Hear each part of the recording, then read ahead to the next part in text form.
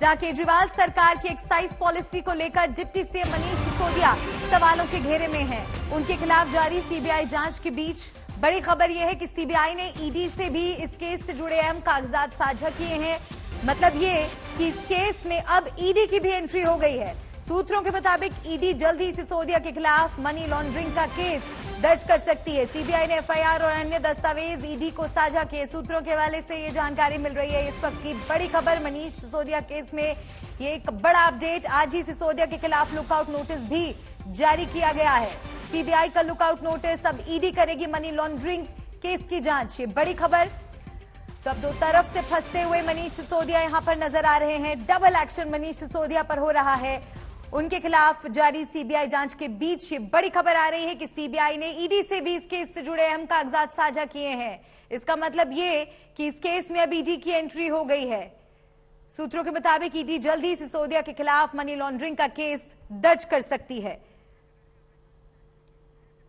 श्रेया चैटर्जी मेरी सहयोगी मेरे साथ जुड़ गई है। सीधा श्रेया के पास चलेंगे। श्रेया, ये बड़ा अपडेट है, बड़ी खबर कि अब इस पूरे मामले में ईडी भी एक्शन के लिए तैयार। देखिए, बिल्कुल ये एक बहुत बड़ा झटका फिर से आम आदमी पार्टी की तरफ, क्योंकि सेंट्रल ब्यूरो ऑफ इन्वेस्टिगेशन के बाद अब एनफोर्समेंट डायरेक्टरेट भी इस मामले की इन्वेस्टिगेशन करेंगे। ये कहीं ना कहीं प्रीएम्प्ट हमने भी किया था, क्योंकि पहले भी जो सीबीआई की एफआईआर रजिस्टर हुआ है उसमें जो मनी ट्रेल की बात हुई है उसकी जांच अब एनफोर्समेंट डायरेक्टरेट करेगी। जो डॉक्यूमेंट्स है, जो एफआईआर है, वो ऑलरेडी सीबीआई की टीम ने एनफोर्समेंट डायरेक्टरेट को हैंड ओवर कर दिया है। अब बस कुछ ही पल के इंतजार है, केस रजिस्टर्ड होगा और हम देखेंगे कि सिर्फ सीबीआई नहीं, ईडी की तरफ से भी एक इन्वेस्टिगेशन पैरेलली चलेगी। पहले भी हम कई केसेस में ये देख चुके हैं और इस बार भी जब CBI prevention of corruption act के तहत इस केस को इन्वेस्टिगेट करेंगे, दूसरी तरफ हम शायद पीएमएलए के तहत देखेंगे कि एनफोर्समेंट डायरेक्टरेट इस केस की इन्वेस्टिगेशन जारी रखेंगे। जी, शुक्रिया श्रेया, नजर बनाए रखिएगा और जानकारी के लिए आपका रुख आगे भी हम करते रहेंगे। तो एक तरफ सीबीआई का एक्शन जारी है, तो दूसरी ओर माना जा रहा है कि ईडी भी जल्द शिकंजा कसेगी। एक्साइज पॉलिसी मामले में दिल्ली के डिप्टी सीएम मनीष सिसोदिया और 14 के खिलाफ सीबीआई ने लुकआउट नोटिस जारी कर दिया है। इस पर सियासत तेज हो गई है।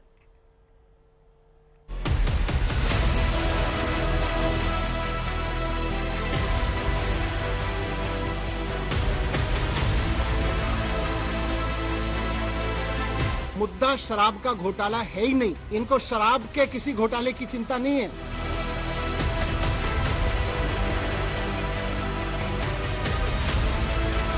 आप ये बताइए, खाओ गली और इंडो स्ट्रीट जैसी ब्लैक लिस्टेड कंपनियों को ठेका क्यों दिया? कहां से करोड़ों की बरामदगी हो गई, कहां से सोना मिल गया, कुछ उनको पता नहीं चलता है।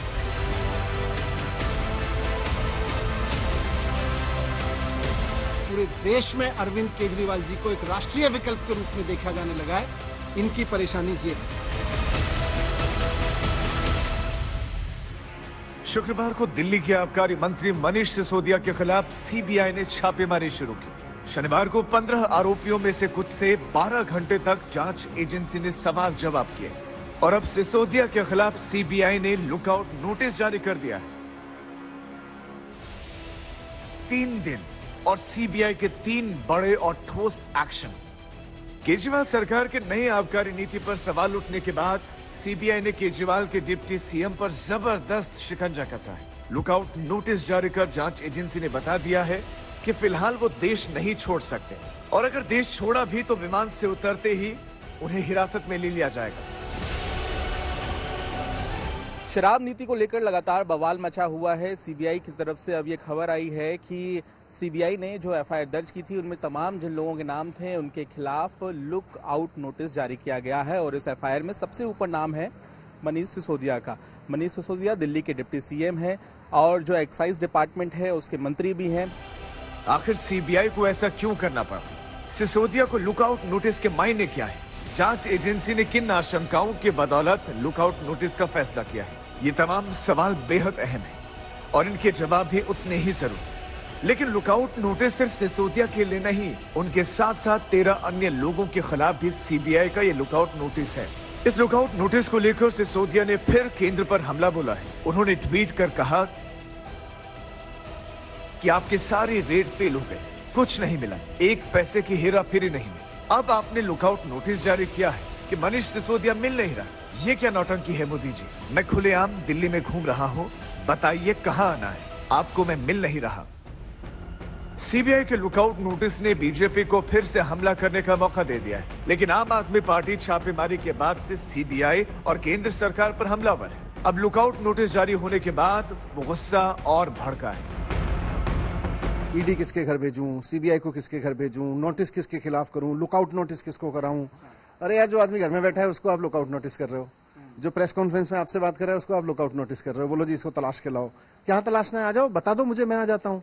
तो किसी से भेज लो, ईडी से भेज लो, सीबीआई से भेज लो। कानूनी सामान्य कानूनी प्रक्रिया है और ये कोई पहली बार नहीं हो रहा है। सीबीआई जिसके खिलाफ कभी कोई इंक्वायरी करती है और उनको लगता है कि तुरंत उसकी गिरफ्तारी होने वाली है या कर सकती है सीबीआई, तो उसके खिलाफ लुकआउट नोटिस जारी होता है। एक नॉर्मल कानूनी प्रक्रिया है। लेकिन हर बार की तरह जिस प्रकार से अरविंद केजरीवाल और उनकी पूरी टीम अपने आप को बेचारा दिखाने के लिए अपने आप को विक्टिम दिखाती है, ये उनकी आदत में शुमार हो चुका है। अभी एक दिन पहले ही डिप्टी सीएम मनीष सिसोदिया ने आशंका जताई कि 3 से 4 दिन के अंदर उन्हें गिरफ्तार कर लिया जाएगा। उनका ये बयान संकेत था कि केंद्र के इशारे पर एजेंसी उनकी गिरफ्तारी की तैयारी तेज कर चुकी है। तो ये भी बता दिया कि सीबीआई की चल रही कार्रवाई के पीछे मुद्दा करप्शन का नहीं बल्कि केजरीवाल का है। इन्होंने पहले अरविंद केजरीवाल जी के हेल्थ मिनिस्टर को गिरफ्तार किया, फिर कल मेरे यहाँ रेड डाल दी, अब 2-4 दिन में मुझको भी गिरफ्तार कर लेंगे। तो हेल्थ और एजुकेशन मॉडल जो है अरविंद केजरीवाल जी का, इनका मकसद है कि उसको रोका जाए। शराब या एक्साइज की चोरी इनकी परेशानी है ही नहीं, इनकी परेशानी है अरविंद केजरीवाल। इनकी परेशानी है कि अरविंद केजरीवाल जिस तरह से अब पूरे देश में एक काम करने वाले ईमानदार नेता के रूप में पहचान बनाते जा रहे हैं और पूरे देश के लोग अब उनको पसंद करने लगे हैं, इनकी परेशानी ये है। और पंजाब के बाद तो पूरे देश में अरविंद केजरीवाल जी को एक राष्ट्रीय विकल्प के रूप में देखा जाने लगा है, इनकी परेशानी ये है। एलजी विनय कुमार सक्सेना के आदेश पर सीबीआई जांच को लेकर बीजेपी पूरे फॉर्म में है। सड़क पर आंदोलन तेज हो चुका है। सिसोदिया को घेरने में पार्टी कोई कोर कसर नहीं छोड़ रही है। वहीं माना जा रहा है कि सीबीआई लगातार तीसरे दिन आज भी कुछ आरोपियों के बयान दर्ज कर सकती है। दिल्ली से अमित भारद्वाज, पंकज जैन और मुनीश पांडे के साथ आज तक ब्यूरो।